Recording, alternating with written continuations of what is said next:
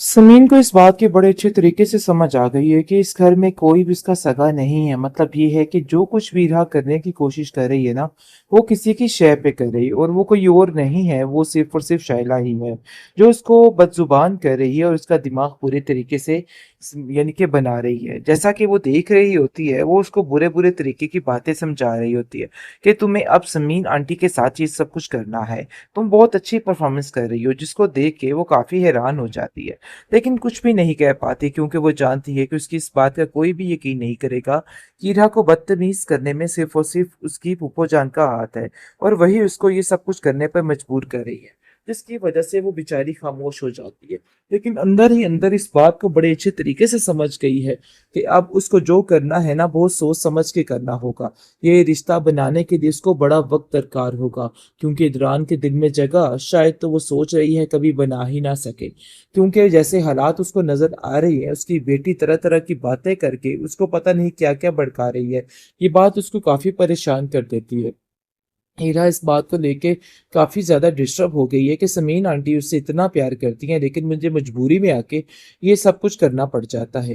लेकिन समीन अब उसको इस चीज का वास्ता नहीं दे रही है कि उसके साथ कोई किसी तरह का अच्छा बर्ताव करे, क्योंकि वो जान गई है कि जब तक शैला उसके ऊपर इस तरीके से सवार रहेगी, उसका दिमाग बुरे तरीके से खराब रहेगा और वो कभी भी कुछ ठीक नहीं करेगी। क्योंकि हीरा बार बार उसको ये बात साबित करने की कोशिश कर रही है कि वो इस घर में सिर्फ और सिर्फ एक मुलाजिम की हैसियत रखती है और मेरे बाबा ने शादी आपसे सिर्फ और सिर्फ मेरे कामों के लिए की है। इसके अलावा आपका इस घर में और कोई भी मकसद बाकी नहीं है। ये बात अपने ज़हन में अच्छे तरीके से बिठा लीजिएगा।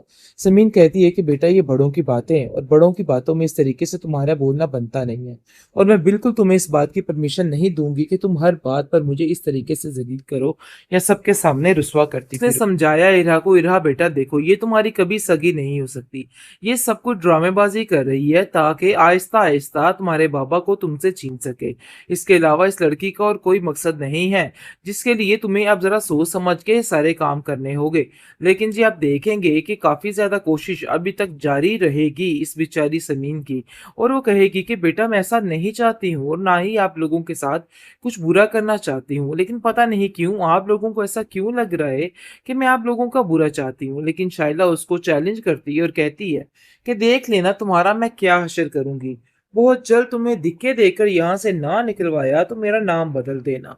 लेकिन जी आप देखेंगे कि हिम्मत नहीं हारने वाली समीन वो जानती है कि अगर वो वापस गई तो उसके माँ बाप की क्या हालत हो जाएगी, और बार बार रोज रोज का तमाशा उसे बिल्कुल भी पसंद नहीं है, बार बार आना जाना। वो पुप्पो जान से कहती है कि पुप्पो जान, मैं इस बात को लेके काफी ज्यादा परेशान हूँ, लेकिन मजबूरी है, मुझे घर को संभालना ही पड़ेगा, ये सारी चीजें तो ऐसे ही चलती रहेंगी। मैं इतना कुछ करती हूँ लेकिन उसके बावजूद इरा का दिल मेरी तरफ माइल क्यों नहीं हो रहा। बात पे बात पर मुझे जलील करवा देती है और यहाँ तक कि इदरान भी मुझे बुरा भला ही समझ रहा है। उसके दिमाग में भी ये बैठा हुआ है कि मैं उससे शदीद नफरत करती हूँ, लेकिन ऐसा असल में कुछ नहीं है।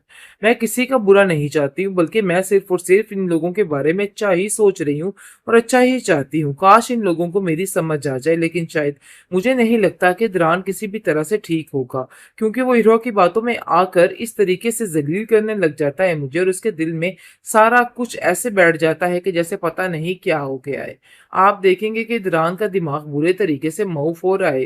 वो अपनी बेटी के आगे किसी की खातर नहीं ला रहा और साफ साफ कह देता है, अगर तुमने इरा के साथ इस किस्म का सलूक करने की कोशिश की तो मैं तुम्हें बिल्कुल भी बर्दाश्त नहीं करूंगा, एक पल के लिए भी बर्दाश्त नहीं कर सकता।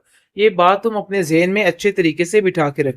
तो जी नाज़रीन, अभी अल्लाह अल्लाह करके दौरान ठीक हुआ था, लेकिन ऊपर से ही उसकी बेटी इरा ने एक और कारनामा सर अंजाम दे दिया। मतलब कि उसकी पुप्पो जान ने उसका दिमाग इस तरीके से भर दिया है कि बस वो बच्ची फिर से पागल हो चुकी है और चक्कियां काटने को दौड़ रही है। मतलब कि बहुत बुरा इरा सलूक कर रही है समीन के साथ। जैसा कि आपने देखा कि बहुत अच्छे तरीके से इरा अपनी माँ के साथ अटैच हो चुकी थी, जहाँ पे जाना इकट्ठे, और काफी अच्छा मामला रहा। मुझे लगता है एक ही दफ़ा बेचारी गई है कटी गाड़ी पे, लेकिन उसके बाद उसको नसीब नहीं होना। क्योंकि फ़िलहाल जी आप देखेंगे कि बहुत खुश पहले तो इदरान था, लेकिन अब वो आग बगोला हो चुका है और समीन से शदीद नफ़रत करने लग जाएगा। लेकिन समीन बड़े सच्चे दिल से इस रिश्ते को निभाने की कोशिश कर रही थी और रिहा को सच्ची में अपनी बेटी मानकर सारा कुछ बुलाने की कोशिश कर रही थी। इदरान के दिल में जगह बन जाए वो ये चाहती थी और वैसे भी इरा का ख्याल रखना चाहती थी। वो इरा से कहती है कि इरा आप मुझसे इतनी नफरत क्यों करती हो? अच्छी भली होती हो लेकिन उसके बावजूद तुम्हें पता नहीं क्या हो जाता है, मुझे तो कुछ समझ नहीं आती है। आखिर ये सब कुछ क्या है? मैं तुम्हें क्यों नहीं बदल पा रही? मुझे तो इस चीज़ की समझ नहीं आ रही है। लेकिन इरा कहती है कि आप मेरी कुछ भी नहीं लगती और वैसे भी मैं आपसे शदीद नफरत करती हूँ, तो इसलिए बेहतर यही है कि मेरे रास्ते में आप कभी भी मत आइएगा। मुझे बिल्कुल पसंद नहीं है कि आप मेरे और बाबा के दरमियान आए, तो इसलिए बेहतर यही है अपने रास्ते अलहदा ही रखिए। इदरान को वो साफ-साफ कह देती है कि ये बहुत ही बुरी हैं, ये मुझे टॉर्चर करती हैं। आप इन बातों को क्यों नहीं समझ रहे हैं? ये आपके सामने जैसी नज़र आती है ना, वैसी नहीं है। जिस पर वो कहता है कि बेटा कैसी बातें कर रही हो तुम? कैसी फ़ज़ूल बातें कर रही हो? मुझे तो ऐसा नहीं लगता। जिस पर वो रोकर कहती है कि नहीं बाबा ऐसे तो ऐसे ही है। आप ये बातें क्यों नहीं समझ रहे? ये लड़की जैसी नज़र आ रही है ना, इस पे बिल्कुल भी यकीन मत कीजिएगा। ये लड़की सिर्फ़ और सिर्फ़ आँखों का धोखा है, लेकिन ये सब कुछ करने वाली शायला है। क्योंकि उसने समझाया इरा को, इरा बेटा देखो ये तुम्हारी कभी सगी नहीं हो सकती। ये सब कुछ ड्रामेबाज़ी कर रही है ताकि आहिस्ता-आहिस्ता तुम्हारे बाबा को तुमसे छीन सके। इसके अलावा इस लड़की का और कोई मकसद नहीं है, जिसके लिए तुम्हें अब ज़रा सोच समझ के सारे काम करने होंगे। लेकिन जी आप देखेंगे कि काफ़ी ज़्यादा कोशिश अभी तक जारी रहेगी इस बेचारी समीन की और वो कहेगी कि बेटा मैं ऐसा नहीं चाहती हूँ और ना ही आप लोगों के साथ कुछ बुरा करना चाहती हूँ, लेकिन पता नहीं क्यों आप लोगों को ऐसा क्यों लग रहा है कि मैं आप लोगों का बुरा चाहती हूँ। लेकिन शाइला उसको चैलेंज करती है और कहती है कि देख लेना तुम्हारा मैं क्या हश्र करूंगी। बहुत जल्द तुम्हें धिक्के देकर यहाँ से ना निकलवाया तो मेरा नाम बदल देना। लेकिन जी आप देखेंगे कि हिम्मत नहीं हारने वाली समीन वो जानती है कि अगर वो वापस गई तो उसके माँ-बाप की क्या हालत हो जाएगी और बार-बार रोज़-रोज़ का तमाशा उसे बिल्कुल भी पसंद नहीं है, बार-बार आना-जाना। वो फूफो जान से कहती है कि फूफो जान मैं इस बात को लेके काफ़ी ज़्यादा परेशान हूँ, लेकिन मजबूरी है। मुझे घर को सँभालना ही पड़ेगा, ये सारी चीज़ें तो ऐसे ही चलती रहेंगी।